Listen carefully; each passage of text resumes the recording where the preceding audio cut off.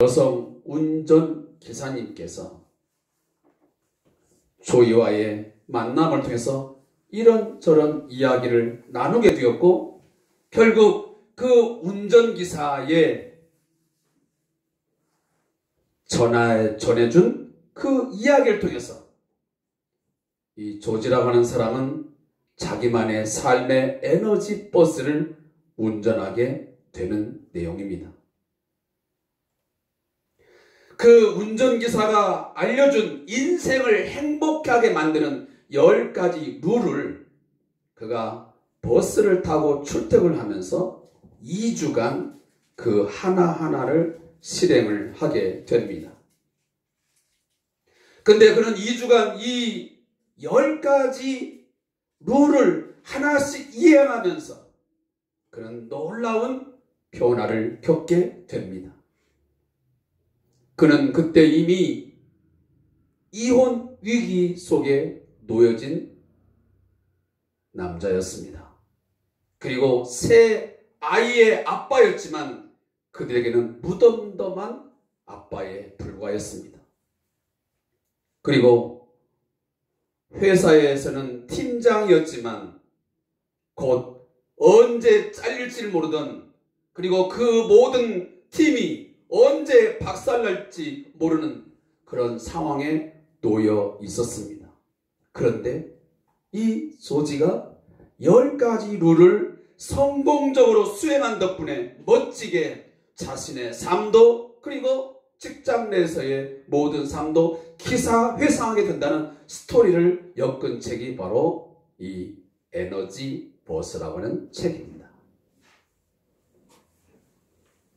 저는 이 책의 내용을 보면서 우리 성대한 교회 공동체라는 버스가 위기와 힘겨운 생활에 있지만 주 안에서 소망의 에너지로 채워져서 이 버스 안에 타고 있는 모든 사람들이 서로에게 큰 버팀목이 될 수 있기를 바랍니다. 그리고 에너지 버스에처럼 우리들이 어떤 기운을 각각 만드느냐, 그리고 위기 가운데서 최선을 다해서 무엇을 바라보느냐가 중요하다는 것을 알게 되기를 바라는 것입니다. 위기 속에서 또 어렵고 힘겨운 그런 상황 속에서 긍정적인 방향으로 틀 것인지 아니면 부정적인 방향으로 틀 것인지, 그 방향성에 따라서 우리의 삶의 성과는 분명 달라질 수밖에 없습니다. 제가 잠깐 동안 좀 긴 내용이 될 수도 있겠지만 여기에 나오는 행복한 인생을 위한 10가지 에너지 버스 룰을 소개하겠습니다. 첫째, 당신의 버스의 운전사는 당신 자신이다. 나는 이 버스로 어디든 갈 수 있다. 나는 어디로 가고 싶은가? 나의 비전은 무엇인가? 세상에 끌려다니지 말고 자신의 삶을 스스로 창조하라. 두 번째, 당신의 버스를 올바른 방향으로 이끄는 것은 열망, 비전, 그리고 집중이다. 당신이 원하는 것을 생각하고 집중하라. 불평하면 할수록 불평거리는 더 생기는 법. 상황을 바꾸고 싶다면 먼저 당신의 생각부터 바꿔야 한다.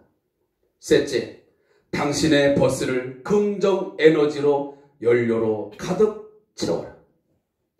부정적인 상황을 뒤집어 보면 거기엔 항상 긍정적인 면이 있기 마련이다. 항상 긍정적인 생각과 감정을 키우고 긍정적인 방식으로 행동하라. 매사에 감사하며 걷기도 자신을 긍정 에너지로 채우는 방법이다. 네 번째, 당신의 버스에 사람을 초대하라. 그리고 목적지를 향한 당신의 비전에 그들을 동참시켜라. 함께 하고자 하는 사람들에게 비전을 명확히 제시하고 에너지 버스 티켓을 발부하라. 다섯 번째, 버스에 타지 않은 사람들에게 에너지를 낭비하지 마라. 당신의 버스에 타지 않겠다는 사람들 때문에 불쾌해할 필요는 없다. 그들이 타야 할 버스는 다른 곳에 있을지 모른다. 억지로 태워봐야 오히려 당신 버스 운행을 방해할 뿐이다. 그들에게 신경을 쓰다 보면 오히려 버스에 타고 있는 사람들에게 쏟아야 할 에너지를 뺏기게 된다. 6번째, 당신의 버스에 에너지 뱀파이어 탑승 금지 표지판을 붙여라. 부정적 에너지를 뿜는 사람들, 당신의 긍정 에너지를 빨아먹는 사람들, 곧 에너지 뱀파이어에게 마음을 바꿀 기회를 줄 수 있지만 그들이 그 기회를 거부한다면 망설이지 말고 버스에서 내리게 하라. 7번째, 승객들이 당신의 버스에 타고 있는 동안 그들을 매료시킬 열정과 에너지를 뿜어라. 내가 의도적으로 버스 승객들을 움직이게 하는 것이 아니라 나에게서 나온 열정과 긍정적 에너지를 승객들에게 발산하면 그들도 나 주파수에 맞춰 움직이게 된다. 8번째, 당신의 승객들을 사랑하라. 열정은 당신의 버스에 올라타고 싶게 만드는 힘이지만 그 버스에 끝까지 남아있게 만드는 것은 사랑이다. 내 버스의 승객들 속에 빛나고 있는 황금을 찾게 도와주는 것도 사랑이다. 다른 사람의 잠재성을 이끌어냄으로써 당신 안에 숨어있는 역량도 자연스럽게 이끌려 나오기 마련이다. 9번째, 목표를 갖고 운전하라. 당신의 버스의 목표라는 연료를 채운다면 지루한 것에서 흥미를, 반복되는 일상에서 열정을, 평범한 것에서 비범한 것을 발견하게 될 것이다. 10번째, 버스에 타고 있는 동안 즐겨라. 삶의 목표는 여정 자체를 즐기는 것이다. 저는 설교를 준비하면서 물론 이 안에는 기독교적인 요소도 있지만 또 그렇지 못한 일반적인 내용도 담고 있습니다. 그러나 제가 요즘에 느끼고 있는 여러 가지의 생각들이 있는데 그 생각들에 대해서 나름 해답을 줄 수 있는, 그리고 뭔가를 긍정적으로 이끌어주는 내용들이 참 많았습니다. 그래서 저도 이 내용을 한 부분에 써서 걸어 놓으려고 합니다. 나의 버스의 분위기, 가정의 버스, 직장 버스, 교회 버스, 그 안에 공기가 어떤지, 그리고 어떻게 지금 운행을 하고 있는지 재점검하는 기회가 되길 바랍니다. 코로나19 팬데믹, 사회적 거리 두기, 마스크 실내외 반드시 착용이라는 낯선 단어와의 만남이 있어지면서 우리의 일상생활에 큰 변화와 전환점을 우리는 그동안 맞이했습니다. 거의 2년여 시간 동안 우리는 위기라고 느끼며 매 순간을 살아왔습니다. 하루에 몇 명 확진자가 나왔는지 매일 아침 눈을 뜨면 검색하기에 바빴고, 또 몇 명의 사망자가 생겼는지를 보면서 두려움과 공포를 느끼기도 했습니다.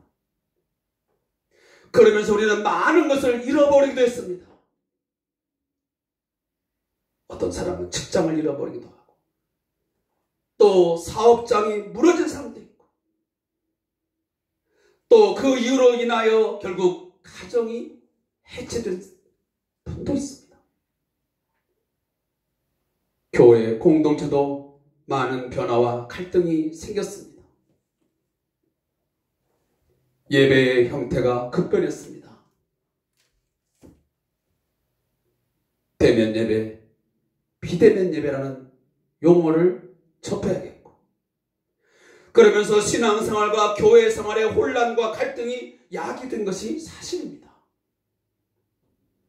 예수 그리스도 안에서 새로운 공동체성의 회복을 외치면서 실현하도록 우리가 그토록 노력해왔는데, 성도들은 모여야 한다, 모여서 기도해야 된다, 모여서 함께 예배하자 라고 하는 것이 우리의 공동의 목표였습니다. 그리고 우리는 노력해 왔습니다.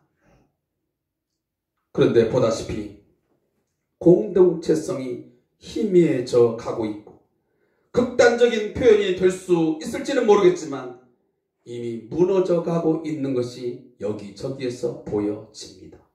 그리고 느껴집니다.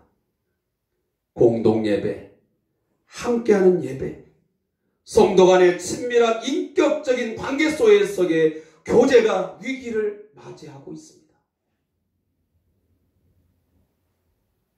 제가 너무 앞서가는 지나친 예견일지는 모르겠지만 과연 일상 회복을 위한 단계적인 조치가 발표되고 실행되어 가겠지만 그 이전에 코로나19 이전에 교회 생활과 예배가 가능할지 의심스럽기까지 한 것이 목회자들의 공통된 관심사이자 의문점입니다. 교회뿐이겠습니까? 지금도 흔들리며 무너져가는 개인도 많습니다. 가정도 있고 직장도 있고 사업장도 있습니다. 정부 차원에서 나름대로의 지원도 해주고 있지만 그것은 턱없이 부족합니다. 이미 무너져버린 그것을 세우기에는 너무 힘겨운 것이 오늘 우리의 현실입니다. 국가적으로도 위기를 맞이하는 사실 아니겠습니까? 경제 성장률을 나름 목표치를 갖고 있지만 그 기대에 미치기에는 매우 힘겹습니다. 그러나 저는 꼭 부정적인 면만 있다고 생각하지는 않습니다. 이러한 무너짐과 고통의 위기 속에서도 저는 긍정적인 부분도 분명 존재함을 저는 말씀을 드리고 싶습니다. 교회적으로 보면 교회의 정체성과 목회의 진정성을 성찰하고 회개하는 시간이 되었습니다.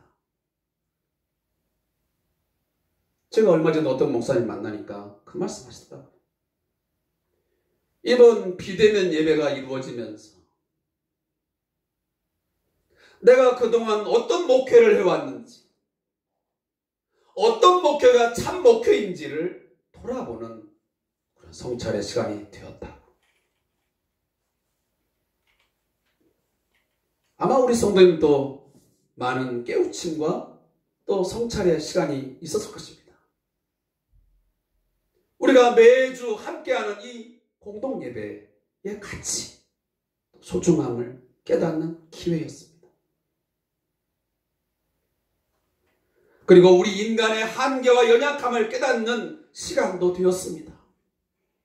개인의 생명과 안전이 개인이 한 사람에 의해서 좌우되는 것이 아니라 이웃과 함께 더불어 살아가야 한다는 사실, 서로 사회적 책임을 다해야 된다는 사실도 절감하는 계기가 되었습니다. 나 한 사람만 갖고 되는 것이 아니고 함께 해야만 되는 것이구나 하는 것을 깊이 깨달았습니다. 위기와 고통의 순간은 누구에게나 찾아오는 것이 인생살이입니다. 그것을 어떻게 바라보고 해석하며 판단하여 대처하고 행동하냐에 따라서 삶은 분명 달라질 것입니다. 어떤 사람은 위기 속에서, 힘겨운 생활 속에서 신세 타령을 하면서 매일매일 원망과 불평의 시간으로 마이너스의 삶의 순간을 만드는 분도 분명 있습니다. 그러나 어떤 사람은 성찰과 회개의 시간, 그리고 어떤 자신의 삶에 대한 새로운 개혁을 해나가는, 따라서 새로운 도전을 일궈나가는 플러스 인생의 삶을 향해 나가는 사람도 있습니다. 사랑하는 성도 여러분, 우리는 모든 상황, 모든 일들에 있어서 믿음의 렌즈라는 하는 것을 통해서 말씀 안에서 내가 오늘도 살아가는 이 세상 그리고 일들을 바라보고 해석하고 대처해가면서 행동해야 될 것입니다. 다시 한번 말씀드리지만 꼭 위기가 그 사람을 실패로 몰아가는 것만은 아닙니다. 우리가 한 번쯤은 암이라고 하는, 아니면 그 외에 다양한 많은 질병에 걸려서 닥쳐보면 건강이 얼마나 소중한 것인지, 그리고 내 자신을 한 번씩 건강검진을 통해서 전체적으로 한번 체킹도 해보고 그러는 거 아니겠습니까? 또 가정의 위기, 이혼의 위기, 뭐 등등 여러 가지 위기를 당하면서 한 번쯤 자신이 가정에 대해서 어떻게 생활을 하는지, 내 자녀에 대해서, 내 형제와 자매에 대해서 어떻게 내가 대했으며 어떻게 내가 해야 되는지를 한 번쯤 돌아보는 기회가 되지 않습니까? 그런 것입니다. 오늘 본문의 사도 바울의 상황과 형편, 분명 그의 선교 사역과 개인에게 큰 위기에 몰려있음은 분명합니다. 오늘 본문에 나와 있지만 나의 당한 일이 도리어 복음의 진보가 된 줄을 그랬습니다. 그리고 나의 매임이라는 것은, 이게 무엇을 말씀합니까? 역사적인 배경을 보면 바울은 AD 61년에서 63년까지 로마에 투옥되어서 재판을 받고 있었습니다. 따라서 이 빌립보서라는 책도 아마 AD 62년에서 63년경에 로마의 옥중에서 쓰여졌을 것이라고 추측하고 있습니다. 그래서 본절에 나의 당한 일, 나의 매임이라고 하는 것은 바울이 복음을 전하다가 로마 감옥에 갇힌 것과 그 로마의 옥중에서 복음을 위하여 가이사에게 변호하였던 사실을 지칭하는 내용입니다. 로마에 갇힌 것, 그리고 가이사 앞에 끌려가서 많은 신문을 당한 그 모든 일들이 꼭 위기냐? 아니라는 것입니다. 그 선교사에게 큰 가로막힘이었고 엄청난 장애물이 놓였지만 오히려 그것 때문에 더 큰 유익을 보게 되었다라고 오늘 사도 바울은 새로운 관점에서 이 일들을 해석하고 대처하고 있는 것입니다. 사도 바울이 당한 현실의 상황, 감옥에 갇힌 일, 누가 봐도 좋은 일 아닙니다. 위기입니다. 더군다나 빌립보 교회를 형성하게 하고 그동안 버티게 했던 그 리더, 오늘날하면 목회자 아니겠습니까? 근데 그 사람이, 그 리더가 감옥에 갇혀서 더 이상 그 어떤 일도 감당할 수 없는 상황에 이르렀다는 것은 엄청난 어려움입니다.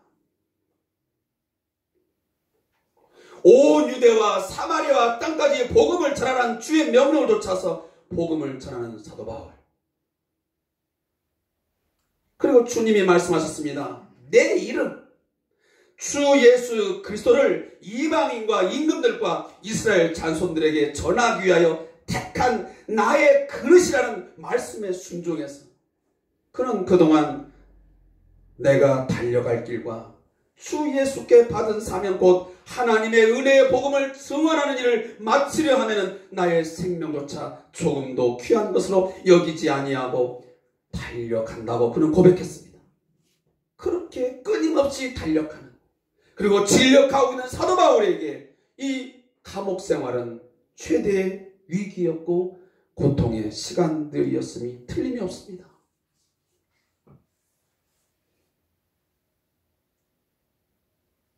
그런데 오늘 사도 바울은 이 위기를 새로운 안목을 통해서 해석을 하고 있는 것입니다. 한번 상상해 보겠습니다.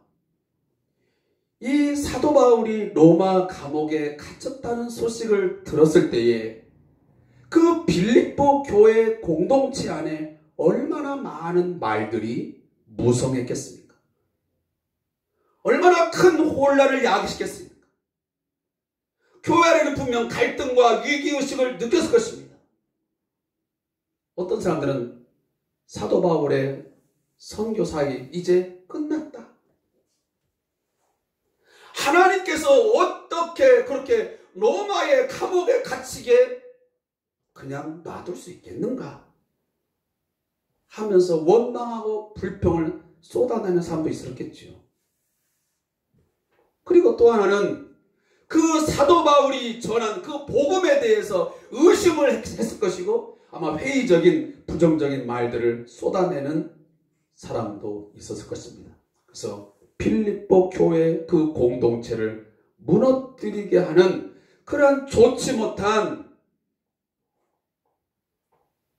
이야기도 얼마나 많았겠어요. 그런데 오늘 본문 14절, 15절, 17절에 보면 사도 바울은 여기에 대해서 동의하지 않습니다. 나의 매임이, 내가 이 당한 일이 결코 부정적이거나 이 복음의 진보에 있어서 뒤로 물러가거나 무너지게 하는 것이 아니고 오히려 그 투옥으로 말미암아 매임을 통해서 어떤 사람들은 책임의식을 갖고 더 열심히 신앙생활을 하고 그리고 복음을 전파하는 사람도 있었다.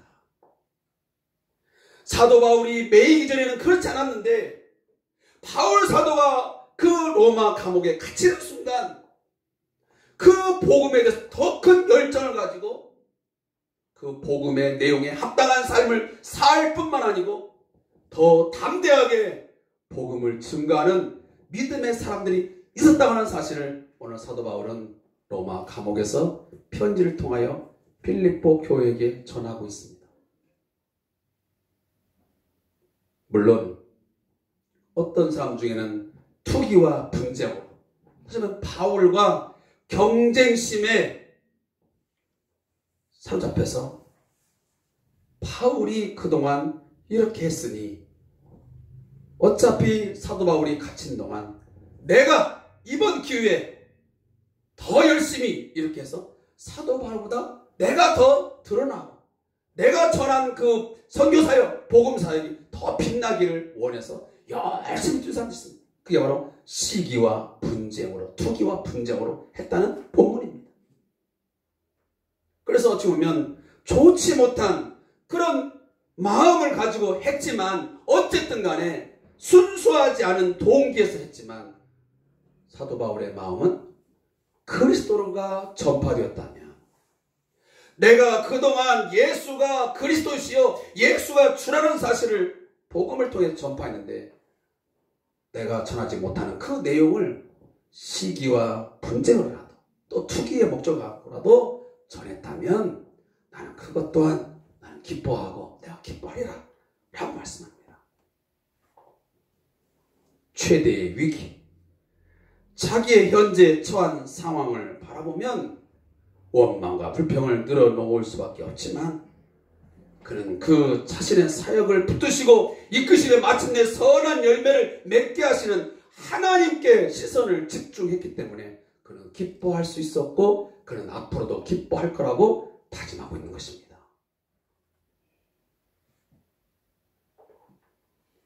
이걸 보면 사도 바울의 삶에 있어서 그의 삶의 중심, 매우 그리스도 중심적인 사고가 강하게 박혀있다는 것을 우리는 살펴볼 수 있습니다. 여러분 사자성어 가운데 이런 말을 들어보신 적 있습니까? 이환위리. 이환위리. 이 말은 근심을 이로움으로 삼는다는 뜻입니다. 위기를 기회로 만듦을 이르는 말이죠. 자신의 당한 일 옥고를 치르니 감옥에 갇힘이 도리어 복음의 진보. 이 진보라는 말은 프로코펜이라는 단어입니다. 방해되는 것을 찍어 넘기다는 뜻입니다. 비난과 박해 속에서도 계속 앞으로 나아감을 의미할 때 이 프로코펜이라는 단어를 쓰는데 오늘 사도 바울이 그 언어를 사용하고 있습니다. 비록 비난을 하고 있고 많은 사람들이 나를 이 감옥의 갇힘에 대해서 부정적으로 말하고 있지만 그렇다고 해서 복음의 전파에 있어서는 한순간도 멈춤이 없이 중단이 없이 계속적으로 강하게 앞으로 나아가고 있다는 사실을 오늘 사도 바울은 말씀하고 있습니다. 사랑하는 성도 여러분, 자신과 선교 사역의 버스를 운전해 가면서 하나님께서 주신 선교의 비전과 열망에 오늘 집중하고 있는 것입니다. 아까 제가 앞에서 10가지 룰을 말씀을 드렸습니다. 그 10가지 룰 중에 나온 것이 뭡니까? 그 버스 안에 탄 사람들에게 무엇을? 비전과 열망을 갖게 하고, 자신도, 그 운전하는 자신도 선교의 어떤 일에 대해서 비전과 열망에 집중을 하는 것입니다. 어떤 상황에 집중하지 말고, 누구의 말에 집중하지 말고, 자신에게 주어진 어떤 삶의 비전, 그 열망에 집중하게 되면 그 일을 성취할 수 있음을 말하는 것입니다. 환경과 상황에 종속되거나 멈추거나 크게 영향을 받지 않게 되는 것입니다. 하나님의 일하심에 그 어떤 것도 막을 수 없음을 우리는 믿어야 됩니다. 내가 지금 걸어가고 있는 이 길이, 내가 지금 감당하고 있는 어떤 꿈이, 어떤 비전이 하나님의 일하심 속에서 이루어진다라고 믿어지면, 여러분, 그 비전과 열망에 집중하십시오. 그리고 내 주위에 있는 어떤 환경과 여건 때문에 여러분 종속되거나 크게 그것 때문에 영향을 받지 않기를 바랍니다. 오늘 우리 성대한 교회 안에 선교 사역의 버스에 긍정의 에너지를 가득 채우고 함께 선교 사역에 올라탄 버스 승객들,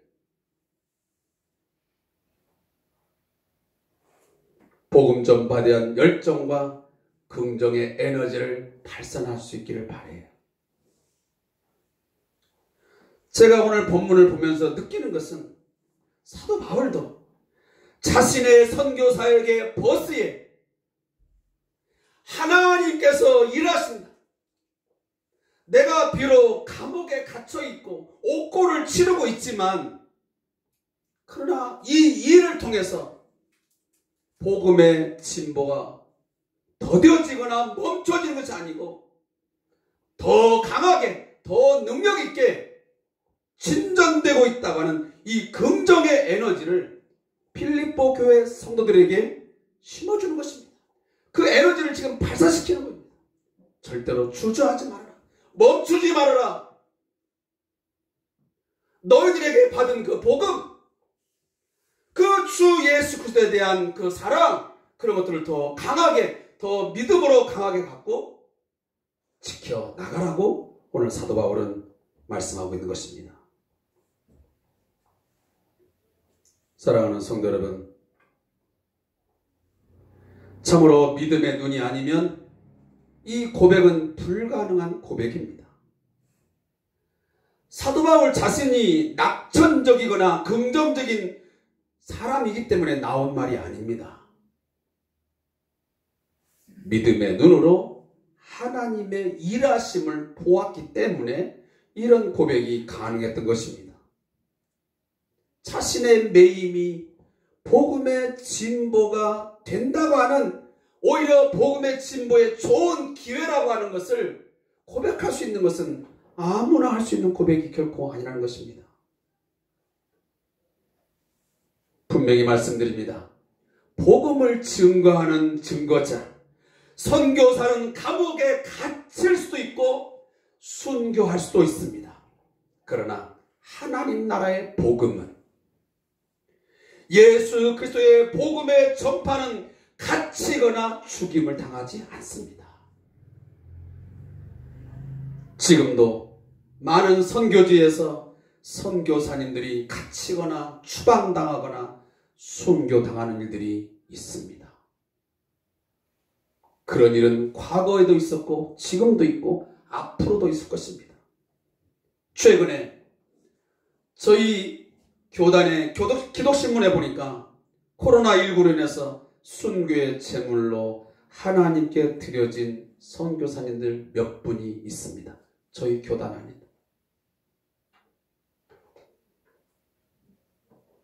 과거 우리 한국교회에 복음이 들어올 때를 한번 회상해 보십시오. 그때도 수많은 외세의 공격과 방해들과 박해가 있었습니다. 그 박해와 방해 속에서 많은 사람들이 괴로움과 고통을 당했습니다. 심지어 죽임을 당하는 일도 많았습니다. 수많은 선교사들이 이름도 없이 빛도 없이 옥고를 치렀고 순교의 제물로 이 땅에서 쓰러졌습니다. 피를 흘렸습니다. 단 하나, 복음의 씨앗을 뿌리기 위해서. 그 복음에는 하나님의 구원, 하나님께서 구원하시는 능력이 있음을 알았기에 그들은 이 땅을 살리기 위해서, 이 땅의 사람들을 살리기 위해서 순교의 피를 아낌없이 이 땅에 뿌렸습니다. 성도들에게 복음을 전파하기 위해서 갇힘과 매맞음의 역사도 있었습니다. 사실 그때만 해도 그 속에서 그 누구도 오늘날 이 21세기를 맞는 우리 한국교회가 이처럼 성장하고 복음 전파가 이루어질 것이라고는 인간의 눈으로 보면 누구도 상상할 수나 있었겠습니까?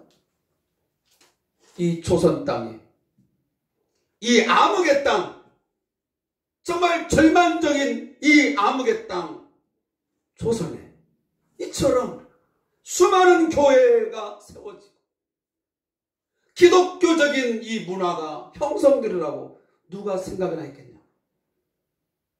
그러나 복음의 진보는 이루어졌습니다. 많은 선교사들이 매맞음과 매임과 죽임을 당하는 일이 있었지만, 복음의 큰 위기가 닥쳤지만 그 위기 속에서 이처럼 복음은 꽃을 피웠고 많은 열매를 맺었습니다.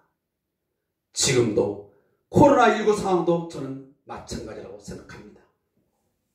어떤 분들은 이 코로나19 팬데믹 속에서 이 사회적 거리두기가 거의 2년 동안 진행되면서 많은 교회가 무너졌는데, 여러분 알다시피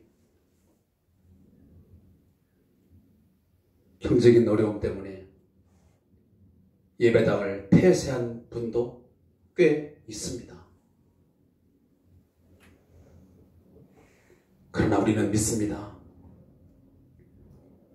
과거 이 조선 땅에 복음을 증거함으로 복음의 진보가 이루어진 것처럼 이 코로나19 상황 속에서도 우리가 믿는 복음, 그 예수 그리스도의 복음의 전파, 그것은 결코 멈추지 않을 것입니다. 퇴보하지도 않을 것입니다. 계속적으로 한 걸음 한 걸음 우리의 심령 속에, 우리 한국의 이 강도 속에 또 전 세계를 향하여 복음은 진보할 것입니다.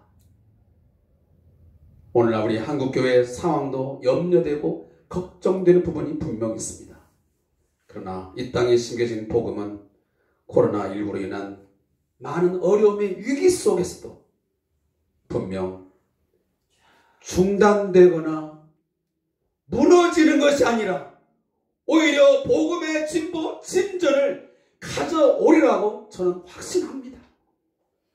우리 성대한 교회도 오히려 이 어려운 상황들이, 목사님과 여러 가지 상황의 어려움들이, 이 위기들이 더 하나님 앞에 가까이 나아가는 기회가 되고, 우리 성도들이 더 기도의 자리로, 말씀을 사모하는 자리로 나아간다면 더 좋은 날, 더 큰 유익을 얻게 되리라고 저는 확신합니다. 교회는 살아계신 주님의 몸입니다. 그가 머리로서 다스리시고 세워가시는 것이 교회 공동체입니다. 성대한 교회도 예외 아닙니다. 특정 어떤 사람에 의해서 세워지거나 운영되는 것이 결코 아니라는 것입니다. 그렇다면 빌립보 교회가 이처럼 복음의 진보를 따라서 더 강하게 더 능력 있게 복음을 선포하고 빌립보 교회가 더 든든하게 세워진 것처럼 이 성대한 교회도 그렇게 될 줄로 믿습니다. 당시 사도 바울이 갇혔을 때 일부 성도들 로마의 황제와 그 권력 내지 신의 힘이 예수님과 복음보다 더 강하다고 생각했을 것입니다. 그러나 사도 바울은 선포합니다. 결코 그렇지 않다. 로마의 황제가 아무리 그렇게 강해도 로마의 그 제국의 핍박이 아무리 강력해도 나를 이 감옥에 갇히게 했다 할지라도 복음은 하나님의 구원하신 능력이 있으니 반드시 하나님이 승리하신다.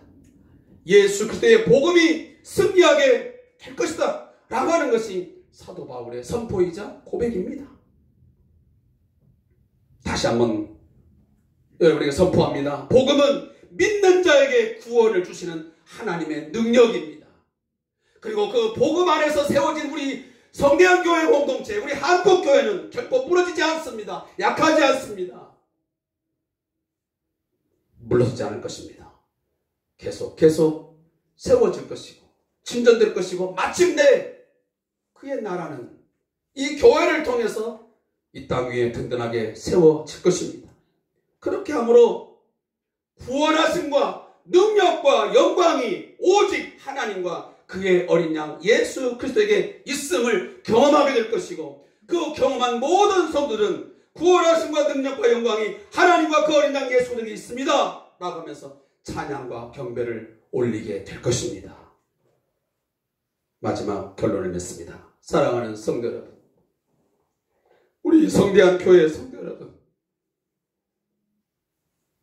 목사님 때문에 많은 걱정과 염려와 또 두려움과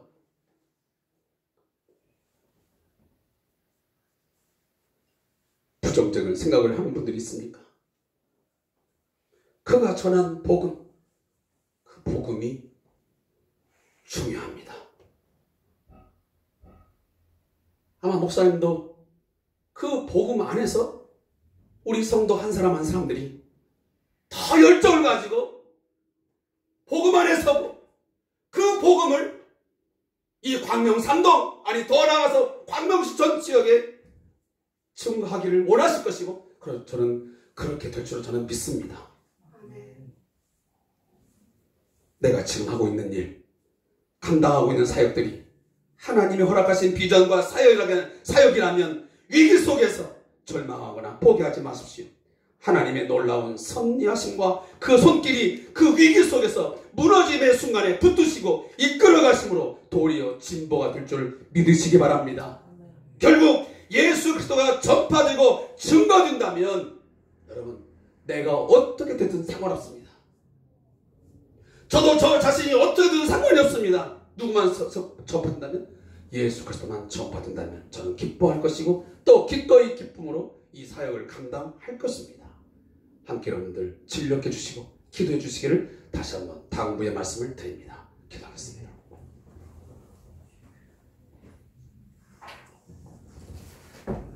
하나님 아버지, 이 풍랑 인연하여 우리 교회 공동체와 또 우리 개인적으로 가정적으로 직장과 우리 사업장 국가적으로 당한 이 위기가 오히려 하나님 앞으로 믿음의 자리로 나아가는 놀라운 유익한 기회가 되게 하여 주시옵소서. 더 큰 열정과 비전을 가지고 우리가 이미 받은 복음을 가지고 우리 안에 늘 함께 하시는 예수 그리스도와 함께 이 삶의 전쟁터에서 한 걸음 한 걸음 나아가게 해 주시옵소서. 복음의 진보가 지금까지 있었고 앞으로도 지속될 줄로 믿습니다. 이 믿음 가지고 우리 성대한 교회 주저하지 말고 포기하지 말고 주저앉아 있지 말고 일어나 빛을 발하며 일어나 함께 일할 수 있는 저희 교회 되게 해 주시옵소서. 예수님의 이름으로 축복하며 기도합니다. 아멘.